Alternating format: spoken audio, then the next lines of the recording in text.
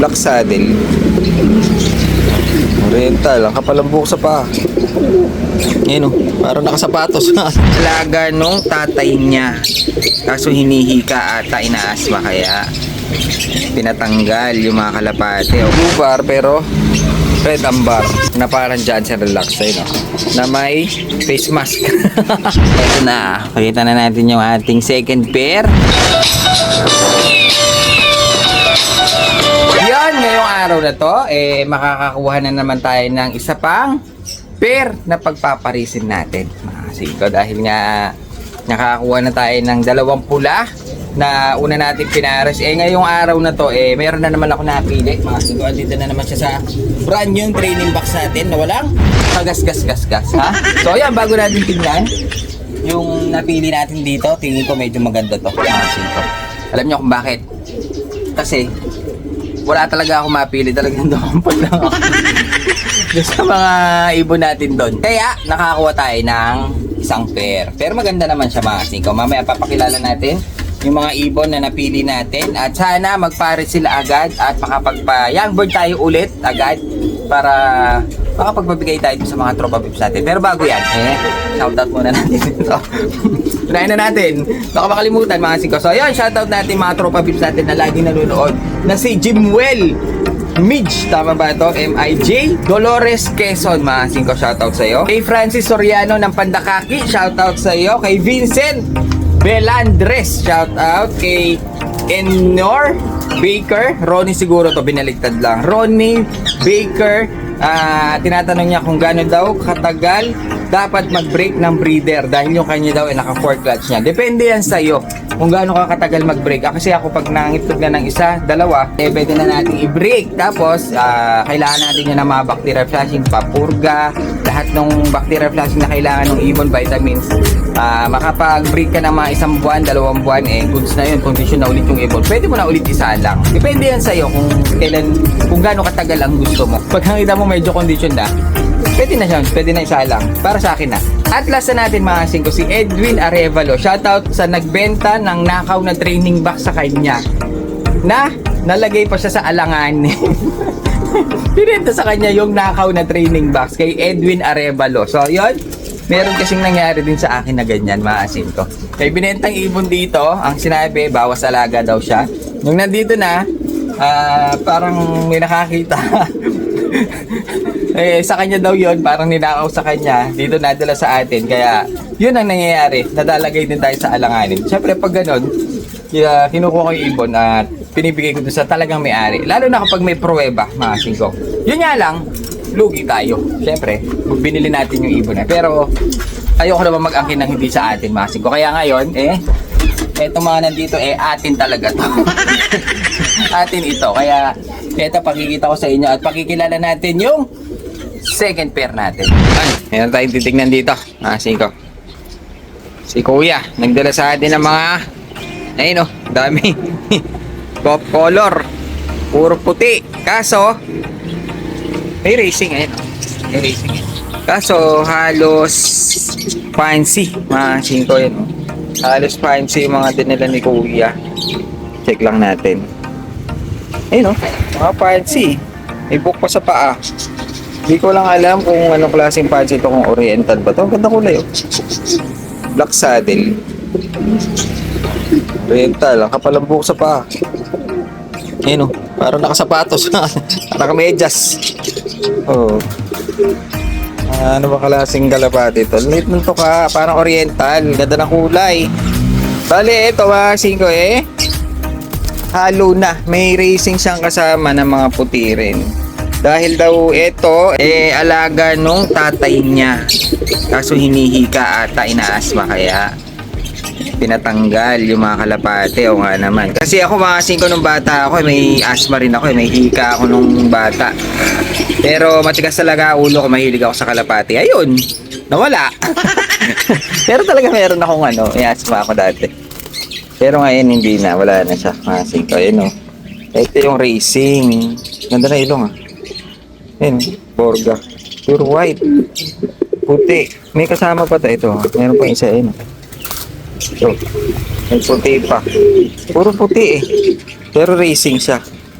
Hindi siya fancy. Ayun pa isang laki. Check lang natin yun. Check lang natin yun. Ito. Riko, sumasabit. Maliit kasi yung pinto. Kasi ko, ayan o. Pure white din.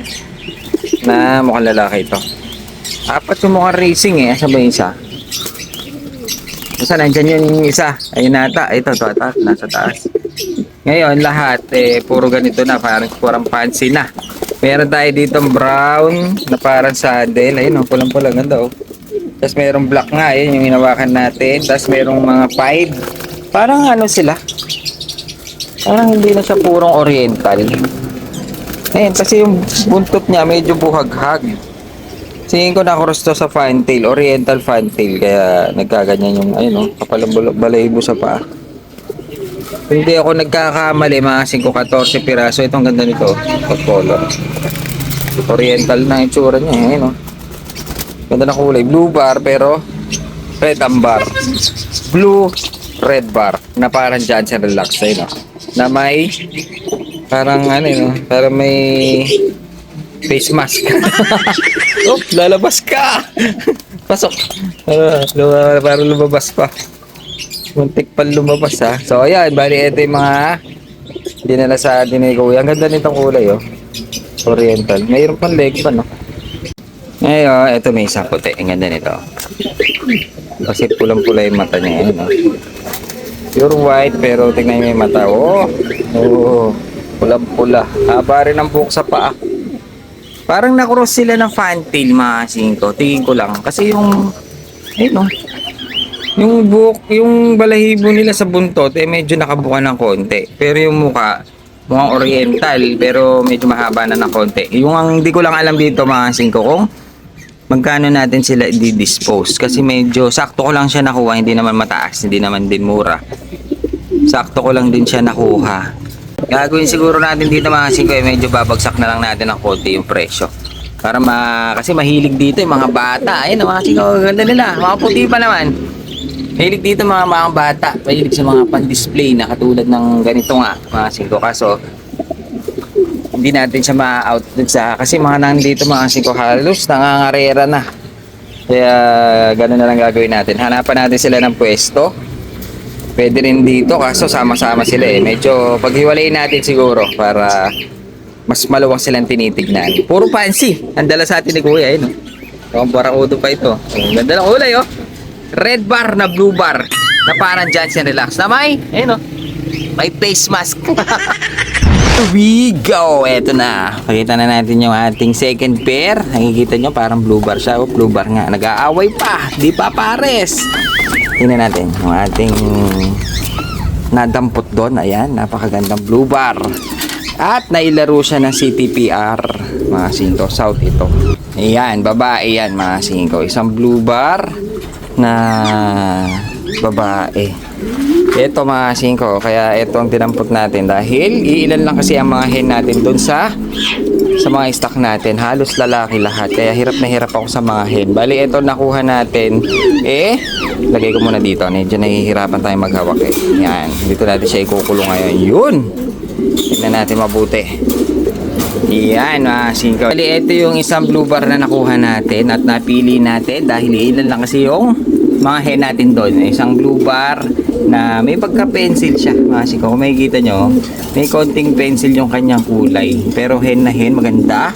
At naisalang na rin natin ito dati. Bali, ito nakuha natin kay Peter Paul Kideng. 5, ito yung mismong nabanggit na rin natin to dati. Ito yung mismong kapatid, full sibling ni Paper na nag first overall ng sprint race at 4 laps at nag 9th overall ng Youngbird.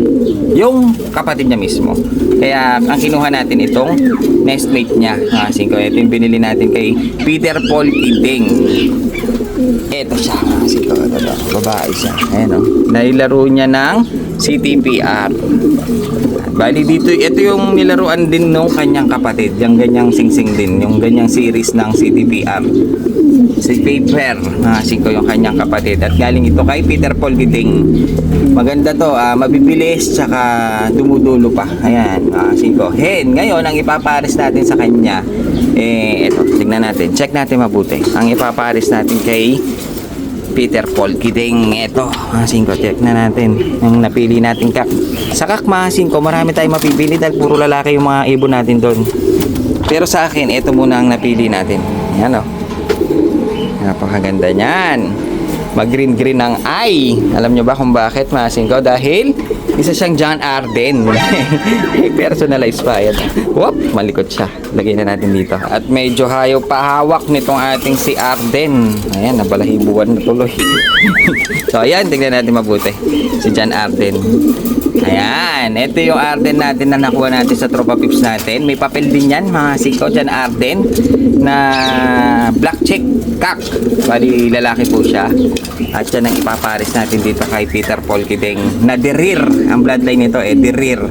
Paul Ong Derir. Mga singko yung kanyang bloodline. Napakaganda. Tapos isang John Arden. Hindi ko lang alam kung magandang combination nila, pero bahala na. Sana mag-paris agad at mag-anak sila agad, mga singko, ng healthy mga babies, dahil yun ang ipamimigay natin, hindi itong breeder. Yung pamimigay natin yung magiging anak nila.